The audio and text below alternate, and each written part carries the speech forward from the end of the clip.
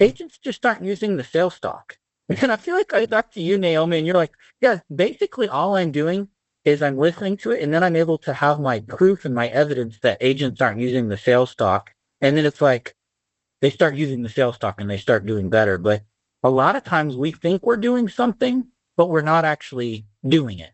Or, there's a saying, you don't know what you don't know, right? And I think a lot of times agents think they're doing things right, but we kind of forget when we leave stuff off. It's not that we're purposely doing it. We just don't remember that we're leaving it off. But Rilla is a very objective tool that you can use. Whereas, like, I guess before when you were coaching people, you might ask them how a presentation went and they're telling you how it went. Do you ever Right. like hear their version of the story and then listen to the recording and you're like, your version and what actually happened, or you kind of have a different takeaway after you listen to it? I wouldn't like. I can still see like what the agent was saying, like of their version of the story.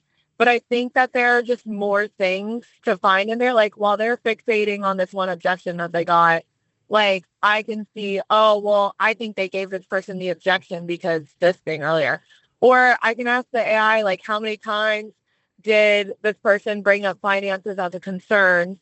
And it'll say they brought up finances 11 times before they even quoted.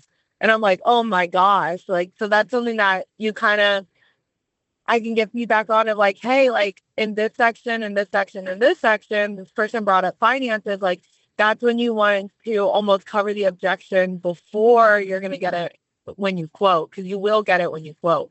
Or like this person, brought up their son or daughter and how they like help them out with their bills and XYZ before you even got to the quote, right? So let's do our due diligence of saying, like, hey, do we need your daughter or whoever here to complete the sit down, or should we just like reschedule? And then you were talking about the sales talk, but yeah, it's comical basically how much people just don't use the sales talk, which is always just shocking to me because I mean, it was most of the sales talk is written by someone or a couple of people that have produced over 400,000 in a year. So if you want to produce over 400K in a year, like just use it, right? And work 40 hours a week. And then the other thing that I don't think that new people always understand is like every single sentence in there, like there's a reason why it's in there. Like people want to skip over the, oh, we help people that are on Social Security, disability, retirement after showing their state license, not realizing that what that does to the client and their brain is, oh, they work with people like me.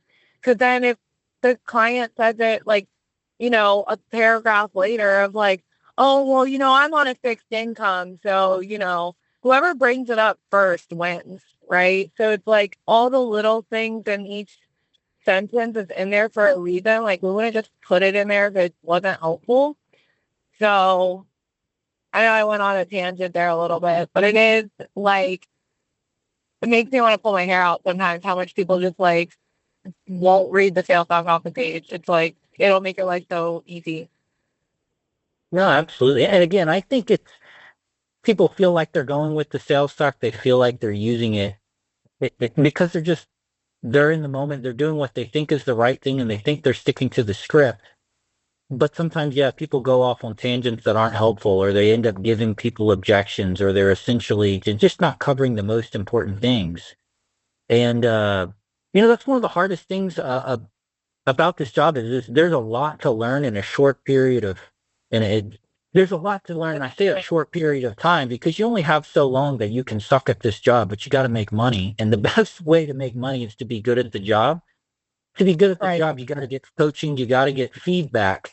So, bottom line, if you're not using Rilla and you're a newer agent, I mean, you're literally just you're flushing money down the toilet, not getting feedback on what you're actually saying from somebody who's coached a bunch of people, had success, and this is all free to you to use. It's free to it's free to use the actual technology that's quite expensive that Cardinal pays for, and then we pay Naomi to listen to these things. This is all stuff that's already paid for. If you're not using it, I've got serious concerns about your desire to get better at the job.